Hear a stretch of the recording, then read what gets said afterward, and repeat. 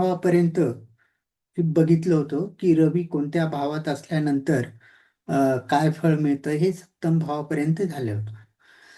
आज आपण घेणार आहोत ते अष्टम भाव. तर अष्टम भाव म्हणजे काय? तर अष्टम भावातून आपण काय पाहतो? तर अष्टम भावातून आपण मृत्यू बघतो, मनस्ताप बघतो, अपघात बघतो. म्हणजे 6, 8 आणि 12 हे जे त्रिक स्थान आहे, या स्थानामध्ये कोणताही ग्रह आला तर तो बिघडतोच किंवा तो वाईट फळ देतो.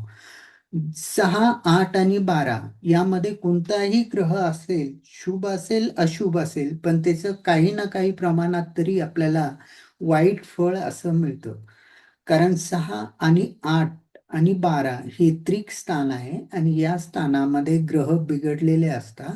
कारण या स्थानातून आपण जे या स्थानाचं जे कारक तत्व आहे ते मानवाच्या जीवनाला संघर्ष, कष्ट आणि दुःख देणार आहे.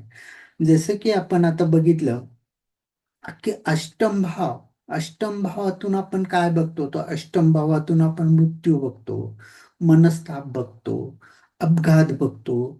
असे निरनिराळे जे कारक तत्व आहे ते अष्टम भावाचं आहे.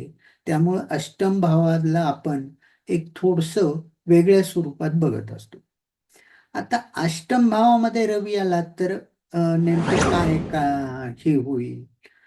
किंवा सरकारी कामे, अधिकारी वर्ग, बॉस यांच्यामुळे आपल्याला मनस्ताप होऊ शकतो. म्हणजे रवी हा सरकारचा कारक आहे आणि तो जर अष्टम भावात आला तर अष्टम भावापासून आपण जे बघतो मनस्ताप, तर आपल्याला सरकारी कामापासून मनस्ताप होतो. म्हणजे कोणतेही काम वेळेवर होत नाही, सरकारी कामामध्ये अडथळा येतो, अडचणी येतात.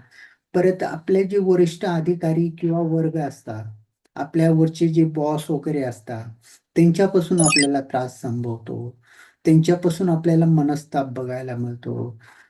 जॉबमध्ये प्रत्येक व्यक्तीच्या वरती एक बॉस असतो, त्या बॉस कडनं आपल्याला मनस्ताप होताना दिसतो, ज्यांच्या अष्टमात रवी आहे त्यांच्या.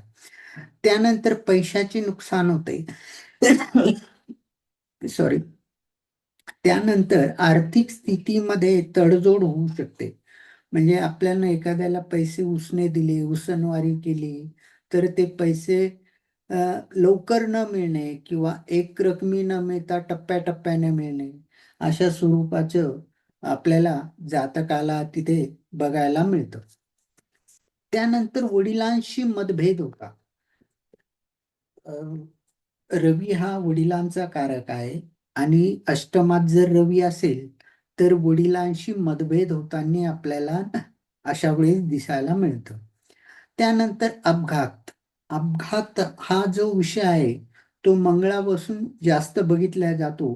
पण रवी जर अष्टमात असेल तर आपल्याला अपघात होताना सुद्धा दिसतात, होऊ शकतात अपघात.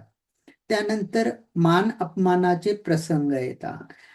रवी हा मान, पद, प्रतिष्ठा याचा कारक आहे आणि तो अष्टम भावात गेला की म्हणजे तो बिघडतो. त्यामुळे समाजात मान, पद, प्रतिष्ठा यामध्ये अपमानास्पद होण्याची शक्यता असते किंवा कधी कधी असे प्रसंग घडून येतात. त्यानंतर अपकीर्ती. कीर्तीच्या अपोजिट जी असते ती अपकीर्ती असते. ते अपकीर्ती आपल्याला बघायला मिळते. त्यानंतर एक सगळ्यात एक विषय आहे की कोणत्याही कामात यश मिळत नाही. रवी हा सरकारचा कारक आहे, सरकारी कामाशी संबंधित ग्रह आहे आणि सरकारी काम असो, कोणतेही काम आपण जर करायला गेलो तर त्यामध्ये आपल्याला सहजासहजी यश मिळत नाही. त्यामध्ये आपल्याला बऱ्याच वेळेस अडचणीचा आणि संघर्षाचा प्रसंग बघायला मिळतो. असं अष्टम भावामध्ये जर रवी आला तर तो बिघडतो आणि त्याचे आपल्याला यामधले काही ना काही कोणत्या ना कोणत्या प्रमाणात, कमी जास्त प्रमाणात हे फळ आपल्याला बघायला मिळतं.